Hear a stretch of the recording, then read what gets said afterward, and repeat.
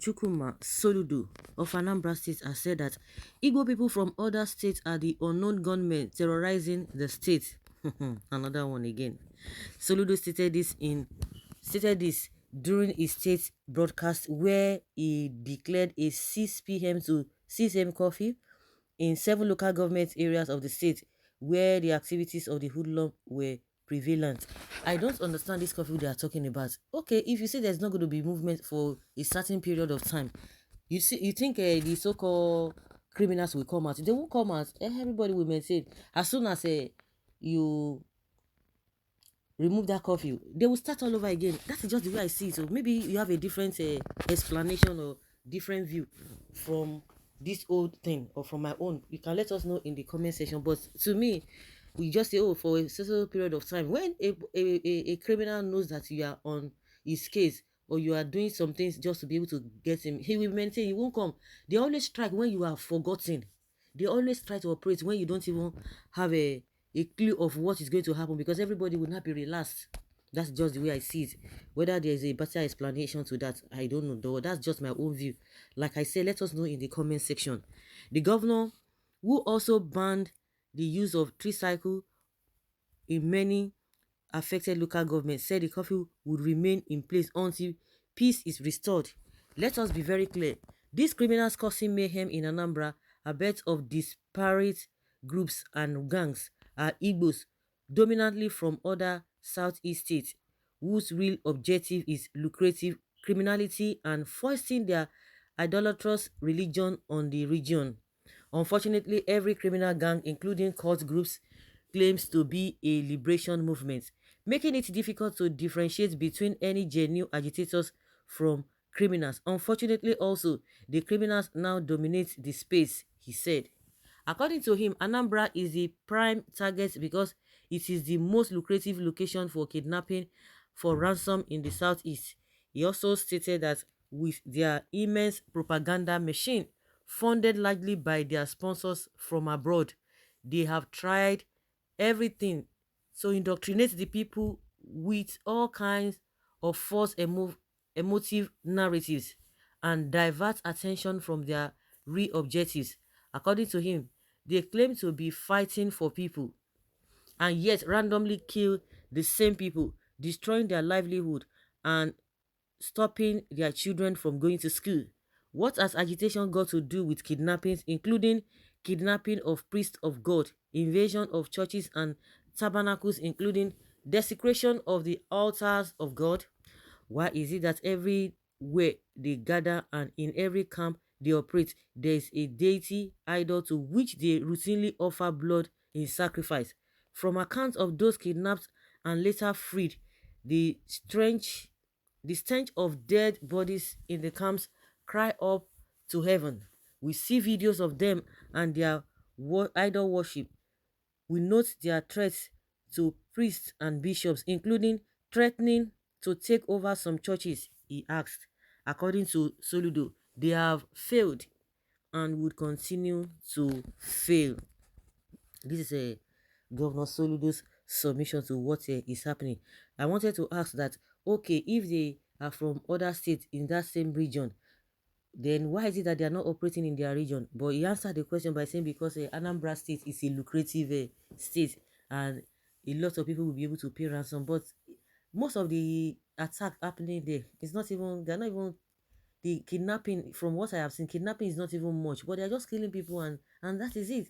Majority of the happenings there is just to waste people's life. Maybe 30 or 20% of kidnapping is ongoing, but from what I've seen, they are just there with a no cause.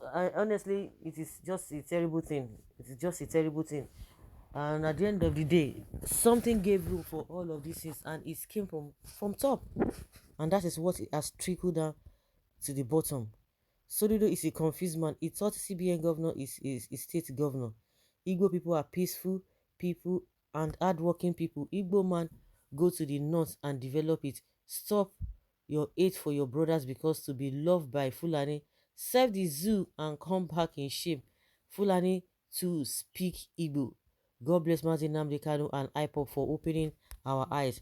Whenever you see a young man arrested in Anambra, once they ask him where is from, he will mention Obosi, Ugidi, or any community in Anambra. When you ask him his village, his kindred, he will start stuttering like old pigeons. After deep interrogation, you will now hear that he is from a state that starts with letter E. Which one is letter E? In the, they are the ones causing problems and demarketing IPOP by 65%. Letter E, is it a boy or which state in the southeast or in another region? Some have been caught and verified they are acting independently, yet the common man and federal government want to force it down on IPOP. Of course, they want to force it down the throat of IPOP. I wrote earlier, until you start chasing these criminals directly and stop pointing hands, you will all achieve curbing the criminals. Pointing at IPOB only mislead the accuser. Abia and Ebonyi State, they carry IPOB matter on their head. Imo is an unfortunate consequences of politicians massaging their egos. The snake unknown gunmen they brought to the garden has taken over the territory. Oh ho! As armed Fulani herdsmen are from neighboring country, there's always a scapegoat to blame in Nigeria. Of course, you are right, and I pray that God will enlarge your horizon of sagacity so that you can develop counter and lasting strategy towards terminating their existence in Anambra State. What about the ones troubling Imo, Abia, Ebonyi, and Enugu? Are they Igbos from Anambra? Okay, Oga, if you don't even know what to say and how to unite people, just maintain dignified silence there, I beg. This man does not know how to use words. I used to think that a wisdom is in the is in the print and age, but I've come to know it's God's gifts. His approach is to issues since he became governor has turned Anambra to something as yet he is not learning. Anyway, it's increasing security votes by his actions. Many will be disappointed in him at the end. So sad. It is still fresh in our mind what this same Soludo said during Anambra State gubernatorial debate last year when he was asked about the insecurity in Anambra State. He said that the insecurity in Anambra State was orchestrated by Andy Uba. You can also go and check the video. It is on YouTube. So it is no longer Fulani Esme. The truth is gradually coming out. It has been long we know this, just like bandits and Boko Haram are all or mostly natives to the affected areas, but some gullible Igbos think otherwise. You are right, sir. Good intelligence report. The entrance of IPOP let loose other demons into the society. God will help you overcome all of this. How did you know? Did they come out to say they are from other states? Soludo is a confusion. It's as confused as Manchester United management. You have started telling Nigerian technocrats and politicians lies. Nobody from outside can be launching such dastardly and successful operations without knowing every corners and bushes in the states. Finally, Anambra have successfully elected another drunkard as governor.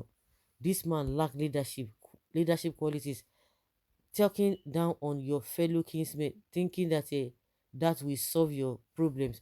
What was Anambra before 1970? 70 years old man. There's difference between professor and leadership.